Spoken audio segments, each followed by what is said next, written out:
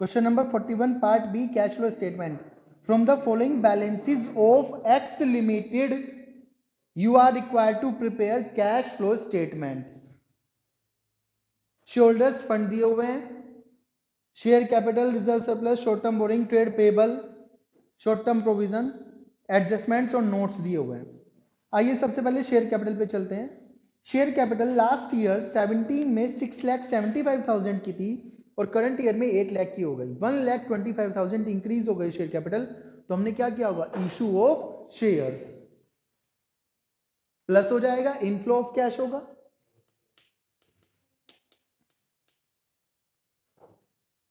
कोई note number नहीं दिया। रिजर्व सरप्लस में भी 91,000 के थे लास्ट ईयर और इस बार 170 के हो गए। हम अलग से कैलकुलेशन ऑफ एनबीबीटी कर लेते हैं। 170 करंट ईयर में हो गए, लास्ट ईयर 91,000 के थे, तो प्रॉफिट हुआ हमारा 79,000। शॉर्ट टर्म बोरोइंग्स में नोट नंबर दिया हुआ है 1 और बताया हुआ है बैंक ओवरड्राफ्ट है। बैंक ओवरड्राफ्ट कैश क्रेडिट जब भी आए आपको याद रखना है वो होगी फाइनेंसिंग एक्टिविटी। करंट लायबिलिटी की ट्रीट नहीं करेंगे उसे। यहां पर जो वर्किंग कैपिटल चेंजेस में करंट लायबिलिटी की तरह ट्रीटमेंट होता है वो नहीं करेंगे। कैश क्रेडिट और बैंक ओवरड्राफ्ट आपकी फाइनेंसिंग एक्टिविटी में आएंगे, क्योंकि एक तरह से वो भी शॉर्ट टर्म फाइनेंसिंग बिजनेस के लिए कर रहे हैं। और जब शॉर्ट टर्म फाइनेंस की बात आ रही है तो financing activity. Bank overdraft last year 66 का था और इस बार 88 का हो गया, तो 22,000 आपने बैंक ओवरड्राफ्ट से लिए। लिख दीजिए यहां पर proceeds from bank overdraft, proceeds from bank overdraft 22,000 inflow of cash हुआ होगा। इसके बाद ट्रेड पेबल्स दिए, कोई नोट नंबर नहीं दिया। 70 के थे, 1 लाख के हो गए। आपको पता है अच्छी तरह से करंट लायबिलिटी की तरह ट्रीट होगा working capital changes operating activity में। 70 से 1 लाख होने का मतलब 30,000 इंक्रीज हो गई करंट लायबिलिटी, तो प्लस हो जाएगी 30,000। इसके बाद short term provision, note number दिया हुआ है 2, उसमें लिखा हुआ है टैक्सेशन का प्रोविजन है। अब टैक्सेशन की बात आते ही आपको पता होना चाहिए क्या कि कुछ एडजस्टमेंट में अलग से तो नहीं दिया, तो एडिशनल इंफॉर्मेशन पढ़िए, वहां पर कुछ भी टैक्स के बारे में नहीं दिया। तो बस लास्ट ईयर का जो टैक्सेशन प्रोविजन है 26,000, वो लेस टैक्स, वो क्या हो जाएगा, लेस टैक्स पेड 26,000। और जो करंट ईयर का प्रोविजन है 34,000, वो एनपीबीटी कैलकुलेट करने के लिए हो जाएगा प्लस प्रॉफिट्स में ड्यूरिंग द ईयर में। ओके, फिर एसेट्स में tangible assets, note number 3। Note number 3 में आप पहुंच गए। लैंड और प्लांट दो चीजें दी हैं। लैंड और प्लांट के लिए सबसे पहले आप देखेंगे एडिशनल इंफॉर्मेशन क्या दी है, तो लैंड के लिए भी है और प्लांट के लिए भी है, तो इनके क्या बनेंगे, लेजर्स। क्या बनाएंगे आप, लेजर्स। लैंड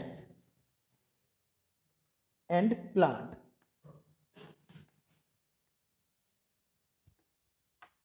लैंड का जो ओपनिंग बैलेंस था 2 लाख था, टू बैलेंस बीडी 2 लाख, और क्लोजिंग बैलेंस था 1,50,000। प्लांट का जो ओपनिंग बैलेंस था वो 3 लाख था,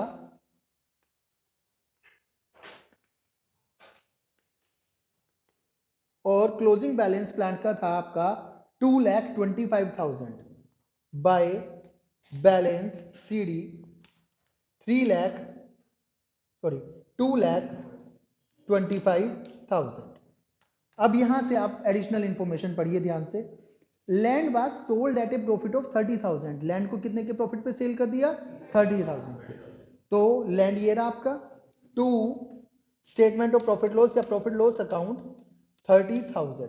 ठीक है, अब देखिए और कुछ नहीं दिया लैंड के बारे में, टोटल कर दीजिए 2,30,000, 2,30,000, तो 80,000 का क्या आपने करा होगा, sale by cash account, sale हो गई है।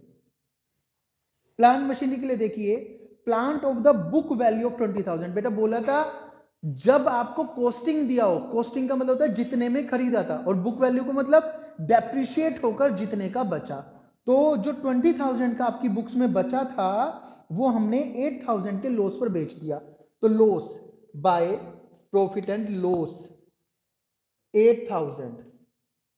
और यदि 20,000 वाली बुक वैल्यू का 8,000 के लॉस पर बेचा तो बेचा कितने में? 12,000 बाय कैश सेल 12,000। ठीक है, टोटल कर लीजिए। डेबिट साइड का टोटल ज्यादा है 3 लाख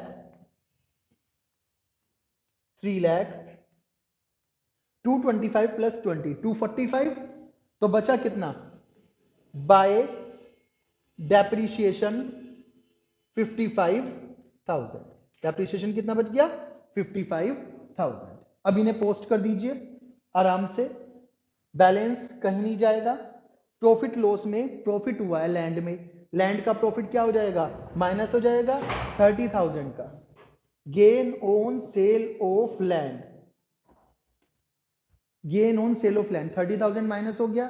फिर आपने सेल ऑफ लैंड कितने का करा? 80,000 का। इन्वेस्टिंग एक्टिविटीज में आ जाएगा सेल ऑफ लैंड, और इनफ्लो ऑफ कैश हुआ होगा, प्लस हो जाएगा बेटा ये। इसके बाद प्लांट अकाउंट पे आ जाइए। प्लांट में आपको 8,000 का लॉस हुआ। प्लांट में क्या हुआ? 8,000 का लॉस। तो ऑपरेटिंग में क्या हो जाएगा? Plus loss on sale of plant. ठीक है, फिर इसके बाद आपने सेल कितने की करी? 12,000 की। इनफ्लो ऑफ कैश हुआ sale of plant and machinery,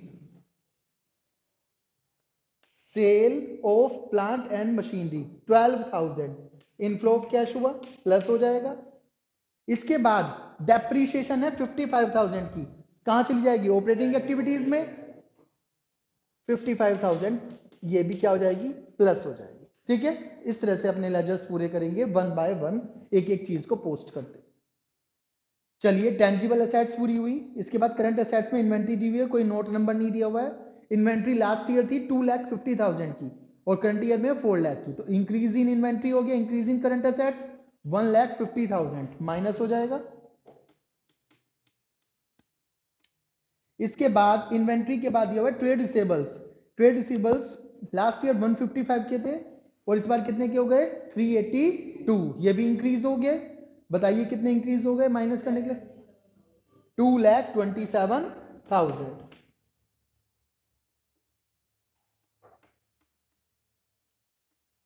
फिर इसके बाद cash and cash equivalent. Opening cash है 3,000 का, ओपनिंग कैश 3,000 का दिया हुआ है और क्लोजिंग कैश दिया हुआ है आपको 10,000।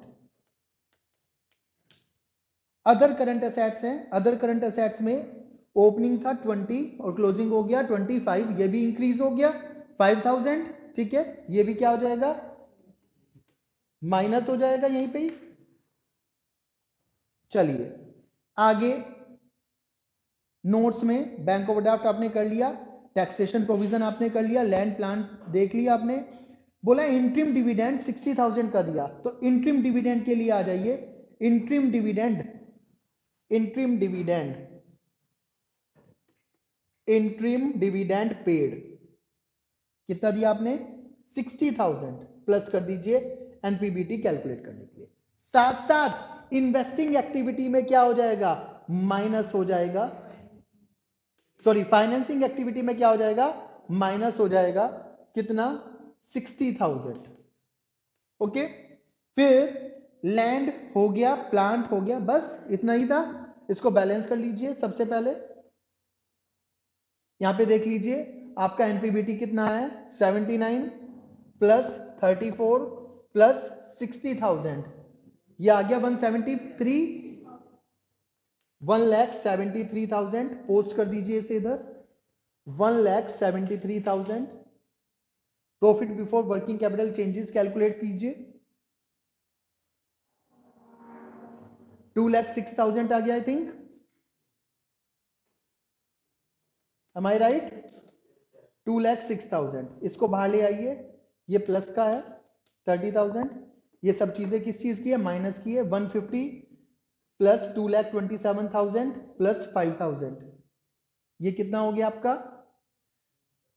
3,77,000 3,82,000 हो गया आई थिंक, माइनस के 3,82,000।